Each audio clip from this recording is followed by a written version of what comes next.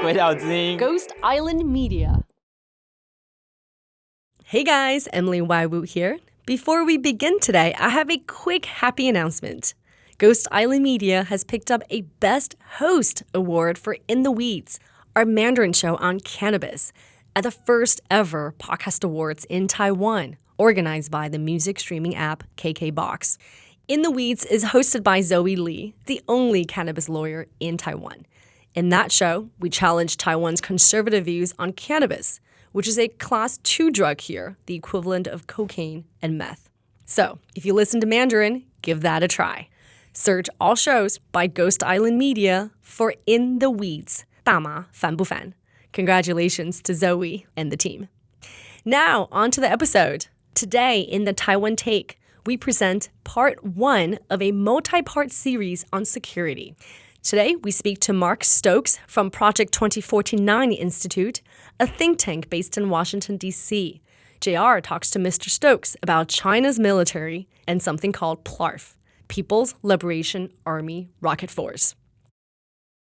Today's episode is supported by the Institute for National Defense and Security Research in Taiwan, a think tank dedicated to fueling knowledge-based policy analyses and strategic assessments on Taiwan's security.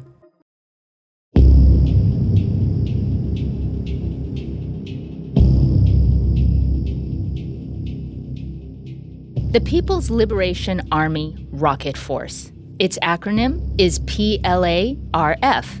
PLARF. Sounds esoteric, seems niche. This force, though, is about missiles and missile capabilities for the world's largest military, China's military. We tend to hear more about the missile test launches of North Korea, but in 2019, according to the Pentagon, China launched more ballistic missiles for testing and training than the rest of the world combined.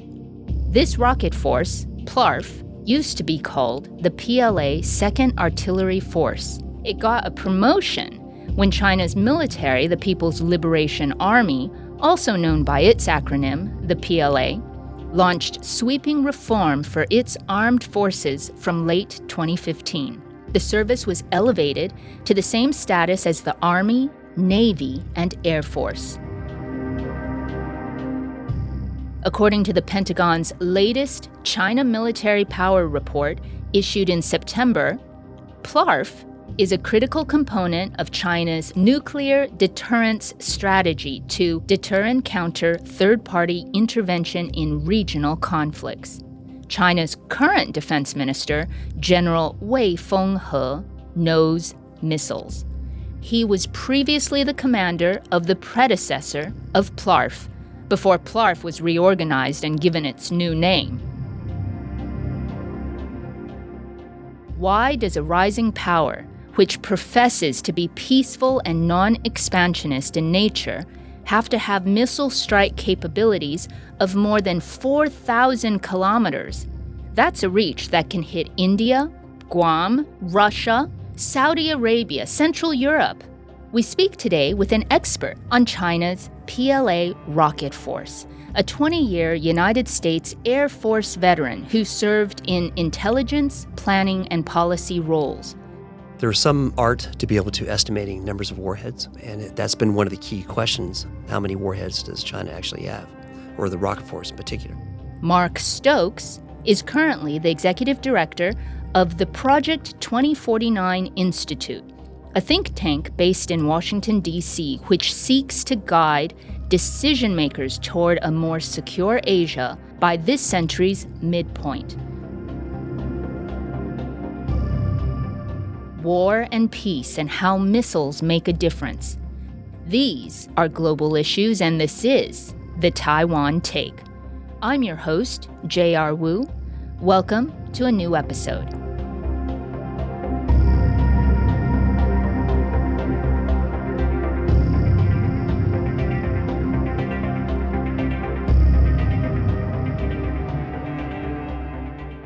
Welcome to the show, Mark. Thank you very much, JR. It's great to be here. You know, we're both sitting in Taipei today. You and your team on the ground went through coronavirus prevention quarantine last month to get here. What brings you to town? Well, there's a strong attraction to Taiwan, and not even a virus can keep myself and colleagues away. It's been 7 months since I've been here, and actually quarantine was not that bad. We stayed at a specialized quarantine hotel, and they actually did their best to make it a pleasant experience. And you flew over from D.C., right? Well, I actually took EVA Airlines direct flight from New York City. The minute you arrive Taipei, you know that Taiwan has their act together on preventing the spread of the coronavirus. There's absolutely no question. We're really lucky to have you here, especially in person. So let's get to the PLA rocket force. Why is it that you're an expert on this particular branch of that military?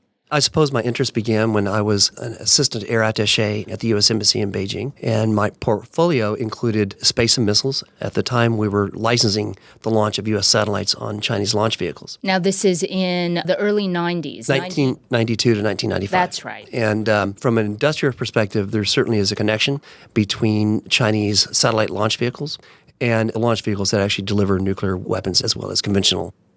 And so it's been either a hobby or a profession in terms of following them, and I've been following them a long time. I visited several of the bases, which are the structural or the regional headquarters that manage some of the missile launch assets. So I got to travel around China, get a sense of the environment. So I've just been doing it a long time. Now, back then versus now, the PLA rocket force, they were part of that big military reform that started in late 2015. Then what do you think has changed since you started looking at this hobby? The real change that happened in 2015 or early 2016 is primarily a name change and bringing it up to a status equal to that of the newly established PLA Army, as well as the PLA Air Force and PLA Navy. So it established some equivalence there. It's independent of the other forces, which implies it can perform an independent campaign from the other services. There were some other changes that took place within the rocket force at sort of lower levels, as well as certainly an expansion that has happened in terms of brigades. We'll back it up just a little bit for our listeners. Why does a military need to have a rocket force or an arm that looks at missiles? And what's the significance that this rocket force got elevated from its old nomer of 2nd Artillery Force, is it? Ballistic missiles have a long history dating back to World War II with some of the German programs. I'm going to ask a stupid question. Mm-hmm. What's a ballistic missile? Well, a ballistic missile is one that adopts a ballistic trajectory. A curve. Basically, it's a curve. If it has a range of notionally, let's say, 500 kilometers, since then it actually leaves the atmosphere and spends a portion of its flight in space before re-entering the atmosphere in a normal, what's called low-energy trajectory. So Germany and ballistic missiles, the history. Oh, yes. Germany was one of the first to be able to develop ballistic missiles that were used against targets in England. After the conclusion of World War II, there was a race to be able to get to some of the German missile engineers. The U.S. sent a team to be able to, in search of some of the German missile engineers. Part of the U.S. team actually was a guy named Chen Shui-sun. Chen Shui-sun was an engineer. I forget if he was Caltech or one of the major research organizations in the United States. He was part of the debriefing team that searched. One of the key engineers they discovered and were able to debrief was Vernon Von Braun. This contributed significantly to a competition between the former Soviet Union and the United States in development of ballistic missiles of increasing range, all the way up to the first generation intercontinental ballistic missile that could be launched, for example, from the United States to targets in the former Soviet Union, as well as from the former Soviet Union to strike targets in the United States. Over the years, these have become increasingly capable. Chen Shui-sun, he ended up being deported. There was accusations about where some of his loyalties laid. And then he went back to the People's Republic of China and became one of the founding fathers of China's missile program. He was deported from the United States. On charges of espionage. And so Chen Shui-sun laid the groundwork for the PLA's ballistic missile force. There was significant assistance from the former Soviet Union. Gradually, among all of the PLA defense industrial capabilities, arguably it has been the ballistic missiles that have been at the forefront in terms of leading edge, where they eventually developed the world's most sophisticated intermediate range ballistic missile force in the world. Now, what's the difference between an intercontinental ballistic missile and an intermediate range ballistic missile?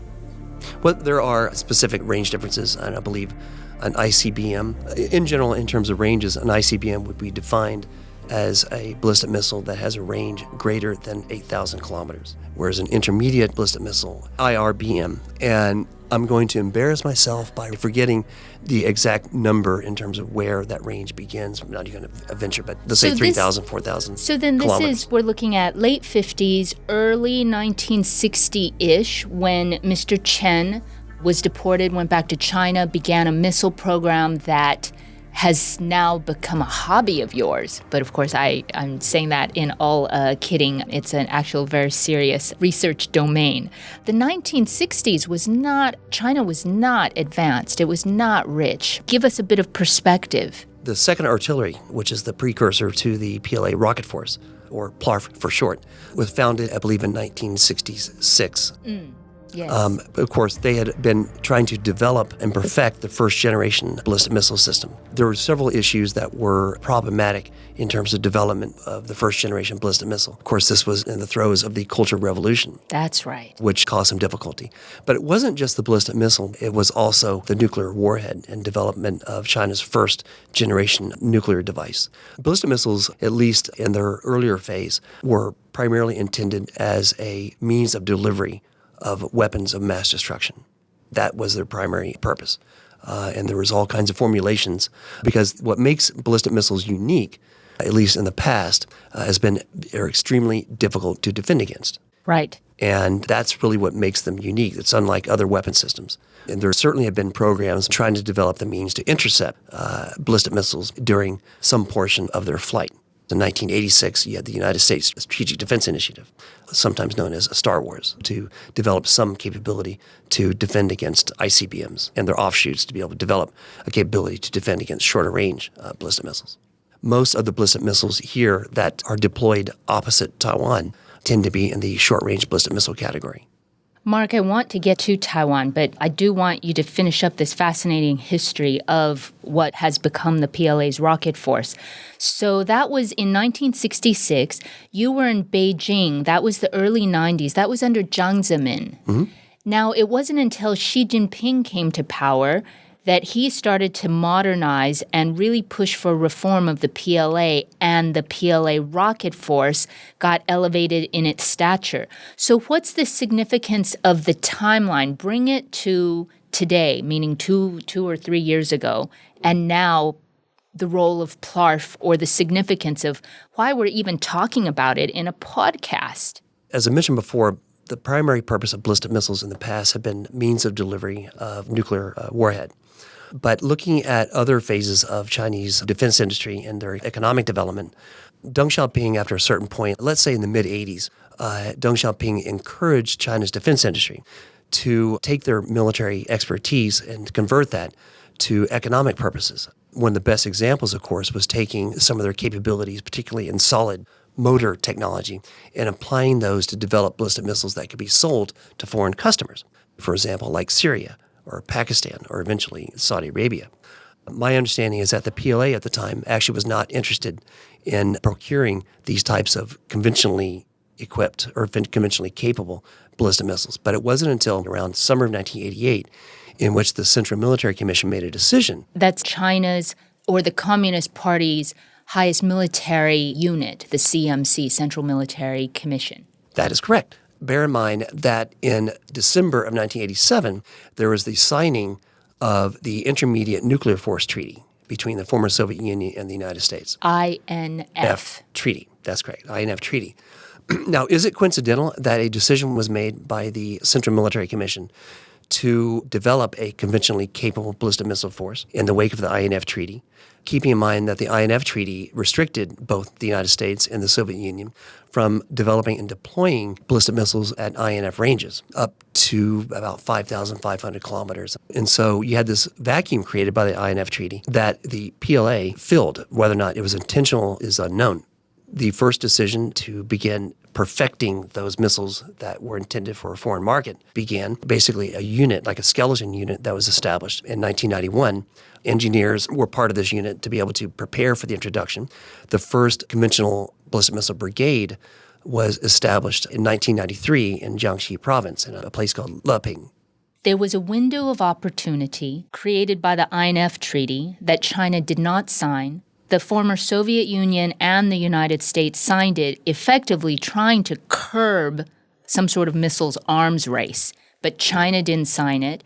Because they weren't beholden to it, they pretty much had the green light to just go ballistic. Well, yes, that's one way to put it. There's another way to look at the INF Treaty, which resulted as probably the most successful arms control agreement in history, to be able to eliminate an entire class of weaponry. One of the rationales is that ballistic missiles are very difficult to intercept in flight.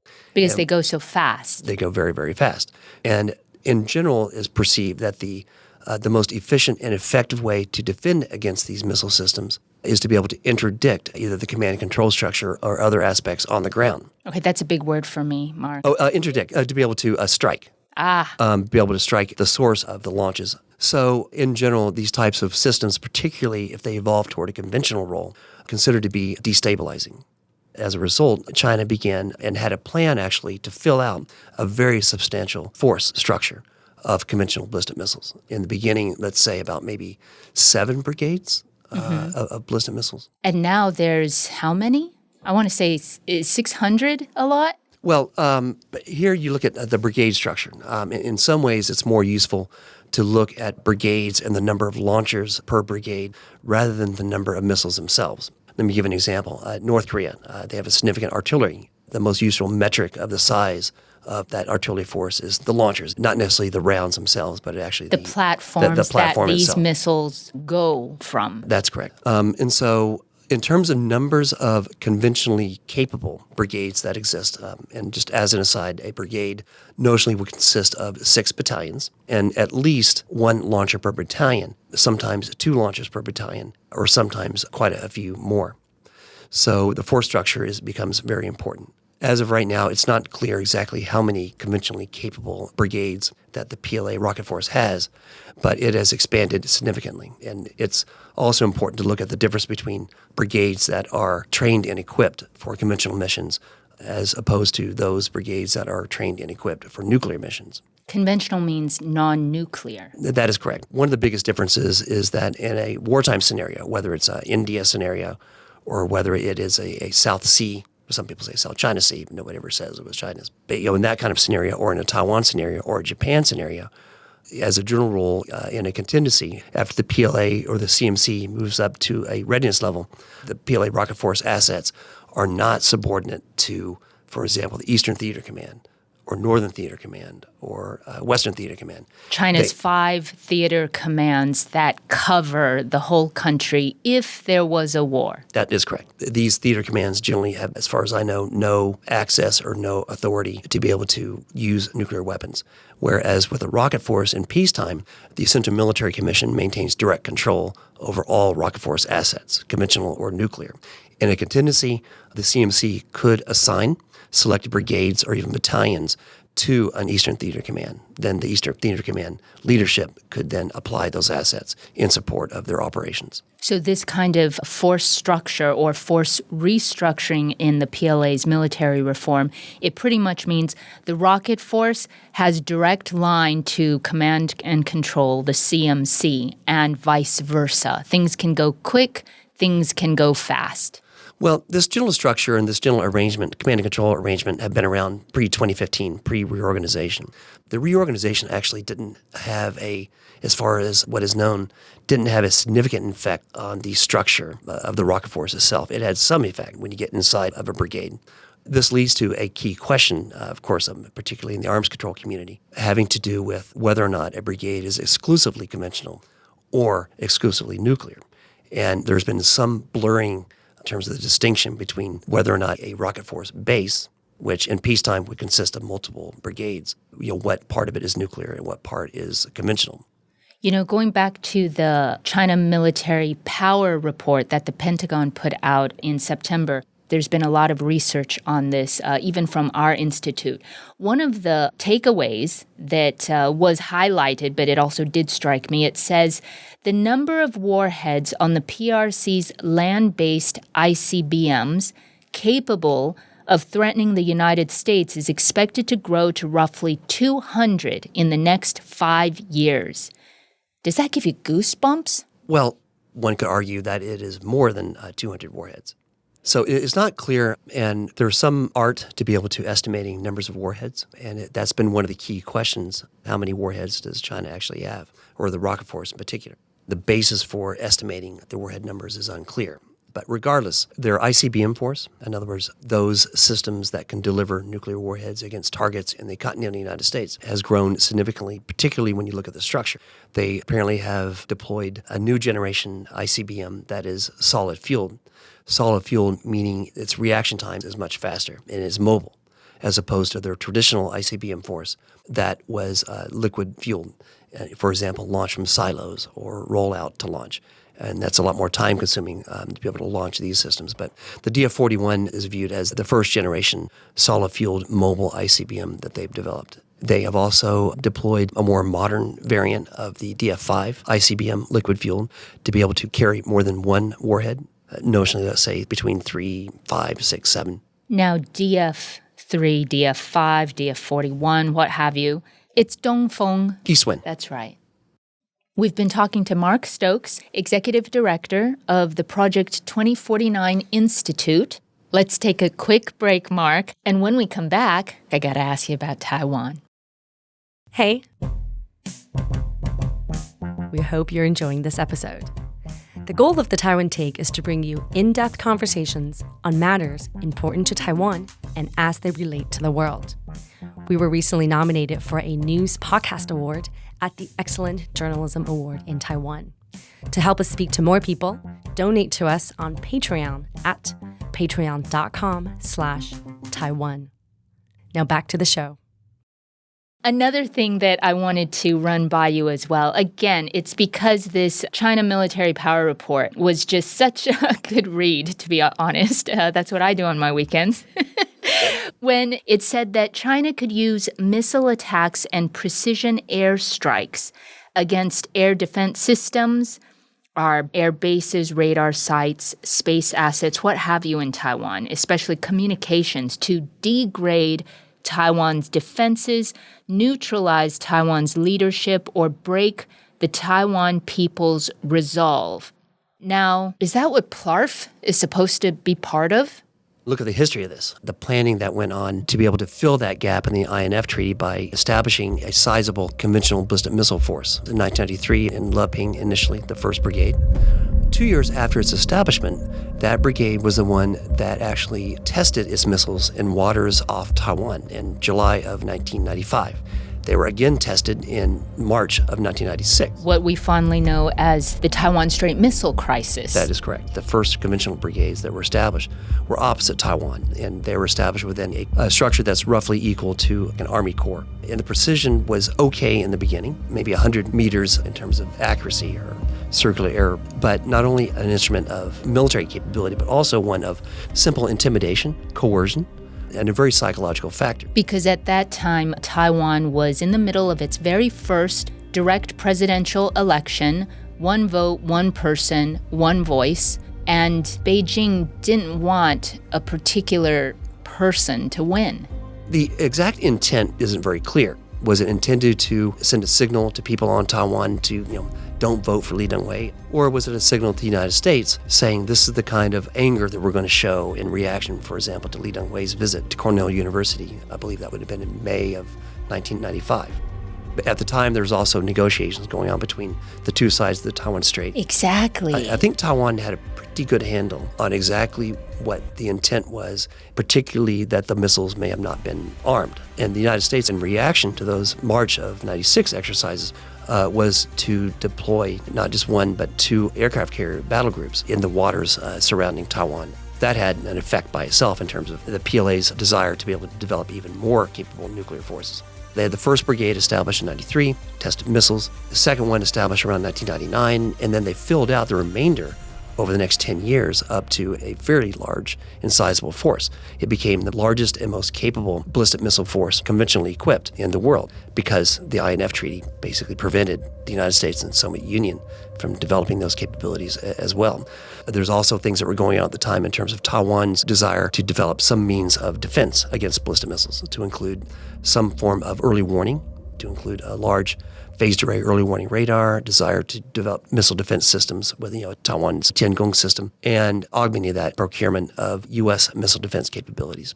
This was a very politically sensitive issue in the United States because of Beijing's threats that, if the United States sells these systems, then Beijing's reactions would be, terrible. They would have strong protests. These programs went forward, but still, Beijing's development and their ballistic missile force is continuing to grow. That's a heck of a lot of cause and effect that I actually never looked at it from a missile perspective. Mark, something has occurred to me, and I'd like to ask you. The INF Treaty, the U.S. pulled out of it in 2019. So what does that mean now? Before, when the U.S. and former Soviet Union signed it, it became a window of opportunity for the PLA. Now that the U.S. has pulled out of it, what's going to be the significance, you think? The possibility of the two sides basically getting out of the INF Treaty can be traced back perhaps as early as 2007, when the Russian foreign minister made that proposal. He didn't state explicitly the reason why, but he said that if you don't have this as a global sort of INF treaty, some sort of global restriction on the deployment of ballistic missiles, then it kind of undermines the whole utility of that bilateral agreement. The implied message was, from the Soviet Union or Russia perspective, that it didn't seem fair for them to be their hands tied by this treaty when you had the PLA that was developing and expanding a significant force of missiles that fell within that INF treaty range. I believe in the United Nations in October or September of 2007, a joint statement between Putin and former President Bush on making a call for a global INF. There's background to this in terms of what eventually happened in terms of getting out of the INF treaty. Do you think it's a good thing that the only two signatories have dropped it? Because it wasn't doing any good. Between that and things like the Missile Technology Control Regime, these sorts of arms control measures, I don't think they were having the effect on trying to dampen the proliferation of these sorts of means of delivery. What was lacking, in my view, was some means of incentivizing their disarmament. In 2007, around the same time, in the lead up to the 2008 elections, there were calls from Taiwan for the PLA to withdraw missiles directly opposite Taiwan. That fell on deaf ears as well. That's right. I think very loosely, there's at least 1,000 Chinese missiles ready to go to hit Taiwan. From the China perspective, sort of warped view of the world, they tend to view Taiwan as as integral part of Chinese territory, and therefore they have the right to be able to use force within the confines of their territory. When Taiwan was making these calls, of course, this was going to be a precondition to enter into political negotiations, theoretically towards some form of a peace accord. And the withdrawal of these missiles was a precondition. There was very little support from the United States at the time. One of the criticisms, of course, was even if the missiles were withdrawn, further inland, they could just come back in a contingency. That's true, but it just makes it more difficult. But there were opportunities at the time for more local U.S. support, and there are stories to be told in terms of why there wasn't that much support for doing this. There were calls at the time for grand bargains to be made. For example, if the PLA would have withdrawn even one brigade or more, then maybe the U.S. would have responded by restricting arms sales to Taiwan. Now that part definitely was not well informed. But the call to at least delegitimize China's reliance upon ballistic missiles as a means of coercion, there could have been a lot more done back then. But it's water under the bridge. Yeah, I think from a PLA point of view, some lost opportunities on their part. There's some literature in the PLA lore where missiles are seen as a strategic deterrence for them, especially this PLA rocket force. Because you look very strong, people won't come and attack you. I want to ask you, are they a deterrent? Sometimes conventional weapon systems, like jet fighters or army tanks, for example, they're good during peacetime for countering gray zone aggression. Now, this was written recently, actually, by one of your Project 2049 Institute research associates, and also co-authored with one of our strategic advisors for the Institute for National Defense and Security Research, retired Admiral Li Xingmin and Eric Lee. And I want to ask you, Mark, can missiles be seen as part of this?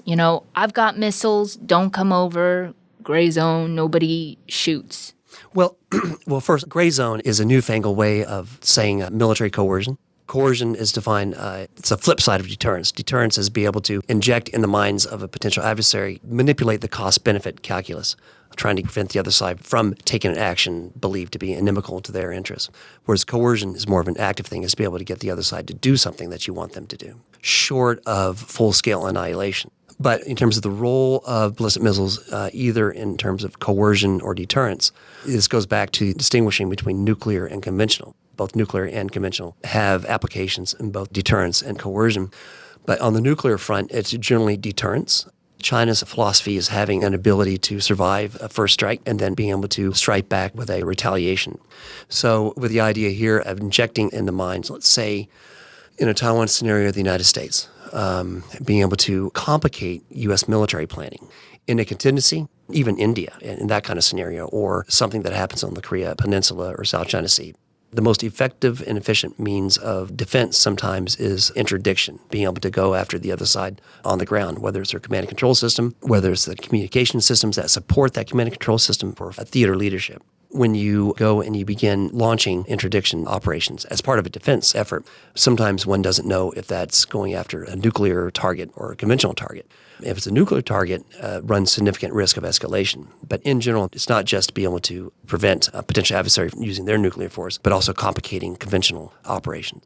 Coercive perspective, with the Chinese Communist Party and the PLA, because their regular operations, their hard aspects of military power, are integrated with their political apparatus, the political work system. They're so closely integrated.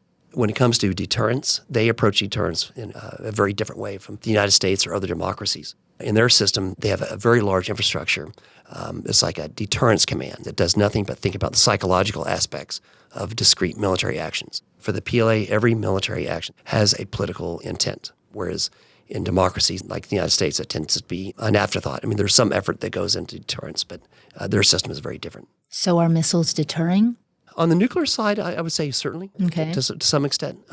Conventional? But on the conventional side, one has to ask, what are they deterring? Deterring from what? To prevent trying to, again, raise the perceived cost of a particular action. Try not to look weak. On their side, of course, they certainly want to appear strong.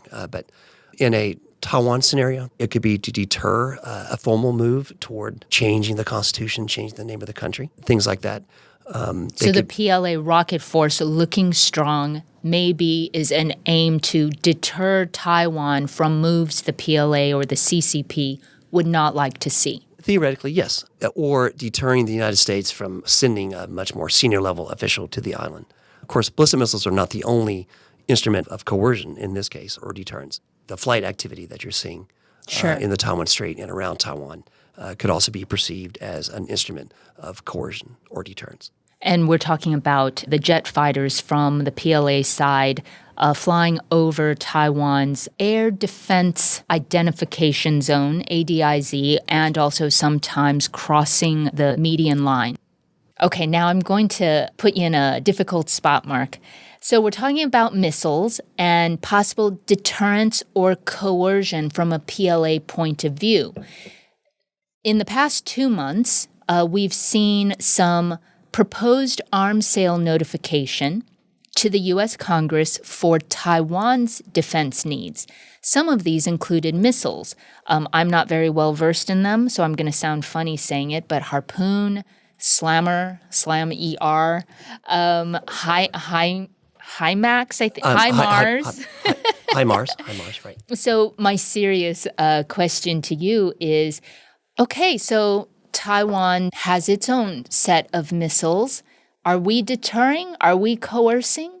These systems, they're significantly different from the types of missile systems that the PLA rocket force has in its inventory. Because we're not talking about intercontinental. We're not talking about 4,000 or even 1,500 kilometer ranges, right? Well, we're talking somewhere in there, there's probably going to be systems that have a 300 kilometer range. Okay. And notionally a 500 kilogram payload. These types of systems, like HIMARS, it's more of a rocket launch system, limited in range. They may be able to go after staging areas in an invasion scenario. The PLA would be loading soldiers on So we're looking at China's eastern coast, the Taiwan Strait, which is about 180 kilometers wide, and then Taiwan's western coast. And if the PLA makes amphibious landings on, I believe it's called littoral area of the conflict stage, this is where what you say, these harpoons or these missiles that Taiwan has come into play. The Harpoons are going to be different than the HIMARS. The Harpoons, anti-ship cruise missiles, they're air-breathing systems. Air-breathing meaning they follow generally a linear, basically similar to an airplane, but unmanned in terms of being able to go after ships and things like that. The HIMARS. Well, HIMARS, again, would be more like an artillery. Oh, right. A multiple launch rocket system. High mobility artillery rocket system. That's correct. A Harpoon generally is configured for anti-ship role, although they will have some coastal target suppression capability. In other words, being able to go against staging areas for some form of an amphibious invasion. So these aren't deep systems, whereas the rocket force systems generally are going to be like short-range ballistic missiles that have ranges of 600 kilometers or greater. Probably more payload in terms of destructiveness. And most importantly, these systems that Taiwan could procure will be applied in a much more tactical role and part of an integral part of a broader capability, whereas the rocket force, because at least in peacetime, directly subordinate to the Central Military Commission, much more of a strategic role or perhaps operational. What deters the PLA? What deters the Chinese Communist Party? Politburo Standing Committee? That's a perennial question. One probably have to do a psychological profile of Xi Jinping or other members of the Politburo Standing Committee or CMC in terms of what they value and what they fear the most. The most simple way of deterrence, of course, is denial, which is ensuring that the PLA understands that the military actions that they would take against Taiwan may not be successful or that they would incur significant and exorbitant costs. What else is of interest to you, particularly regarding the PLA rocket force and its relevance in a Taiwan scenario or its R&D technology? I would say looking at emerging technologies, the rocket force of the future, there have been some significant capabilities that may have already been deployed, at least some initial capability, like a hypersonic glide vehicle. HGV. Yes, hypersonic glide vehicle. That is correct. And the DF-17. Oh, another Dongfeng. Yes. East Wind. That's correct. The East Wind 17. This sort of capability is considered significant because with other systems, whether it's an SRBM, short-range ballistic missile between 600 kilometers and 1,000 kilometers, because it follows a ballistic trajectory, there's some predictability. And there are systems that can intercept that ballistic missile in flight, like a PAC-3. Patriot, like a Patriot Capability 3, or perhaps Taiwan's TK-3. Tiankong. Yes, that's right. For longer range systems, there's a U.S. THAAD, Theater High Altitude Area Defense System, or there's Navy systems as well. But when you have a hypersonic glide vehicle, it follows a trajectory that's not exactly ballistic. It changes definitions and potentially much more difficult to intercept in flight. As time goes on, if this technology is mastered, one could see a much more basic extension of the ranges of these hypersonic glide vehicles to be able to go out to intercontinental range. That's something to watch out in the future. There's also, of course, new generations of land attack cruise missiles that the PLA rocket force has been developing and deploying.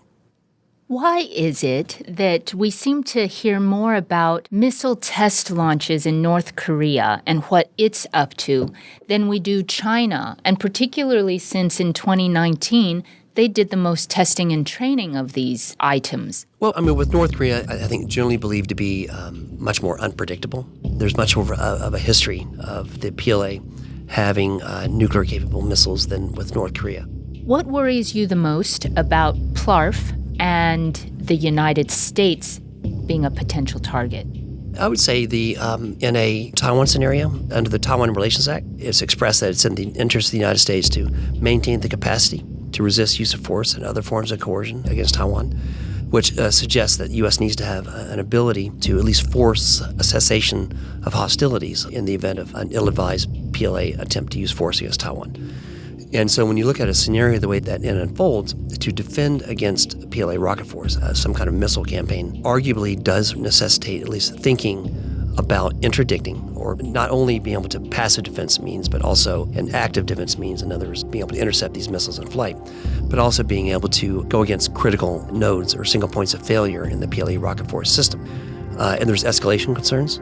There are a whole range of other issues associated with this. It's being able to develop a means, some sort of innovative way, perhaps working with Taiwan, to be able to figure out the way to be able to counter this capability.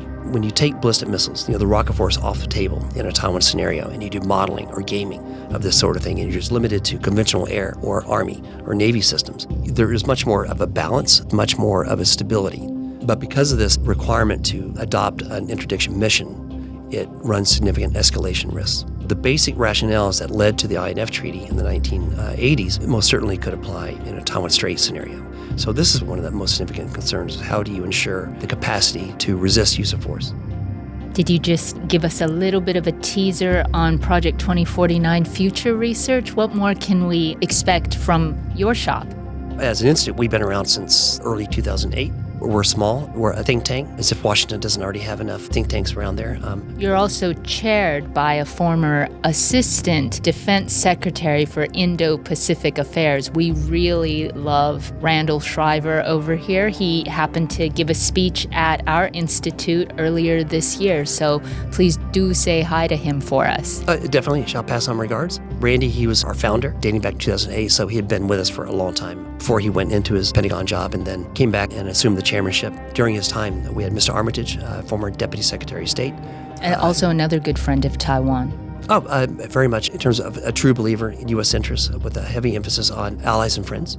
In terms of future research, we're small enough that we kind of sometimes make it up as we go along. I have an interest in PLA studies, been doing it a long time, interest in Taiwan. So on rocket force, it's almost an everyday endeavor to just keep track of what's going on, and it is getting difficult because of the changes. PLA research, Taiwan, and U.S.-Taiwan relations are sort of our core competences. Why is it called Project 2049? Of course, 2049, the year 2049, would be the 100th anniversary of the founding of the People's Republic of China, simply to be able to signify the emergence of the PRC as consequential force in the future of peace and stability in the Indo-Pacific region. In terms of assessing goals, it's not clear, but to become an equal to, if not the leading power in the world, maybe? It's very important to them. Although at the recent party meeting, Xi Jinping pulled everything to 2035, right?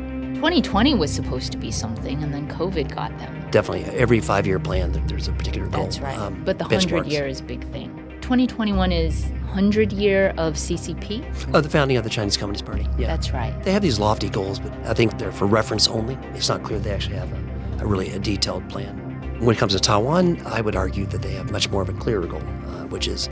Before he dies, he wants the legacy for himself. There's actually debates about what the Communist Party's goals or PLA goals are vis-a-vis Taiwan. These debates branch off into what scenario to look at, invasion or coercion. I tend to fall a little bit more on the coercion side. You hear the term second island chain theories, as if Taiwan isn't actually a country consisting of people, but just a location, with a view that if they can control the first island chain, they can be able to move out to control the second island chain. However, what people forget, going back to rocket force, is that ballistic missiles have changed this equation. They don't necessarily have to have a naval base or a forward base placed on Taiwan. In my view, the Chinese Communist Party's primary goal, it is very clearly spelled out and has been for a long time. It's under the rubric of one country, two systems, which is that there's one China, Taiwan is part of China, and the PRC is a sole representative of China in the international community. In their view, the ROC seeks to exist in 1949, so achieving this one country, two systems, it's a zero-sum game played out internationally, particularly in Washington, D.C. and Japan. It doesn't matter if it's KMT or DPP, simply the existence of Taiwan or ROC and democracy actually poses an existential threat to the legitimacy of the Chinese Communist Party. So gradually, that's what they want to be able to do with military. Others would argue differently. They're much more focused on invasion scenario and much more focused on the geostrategic aspects of this, what Beijing may be shooting for.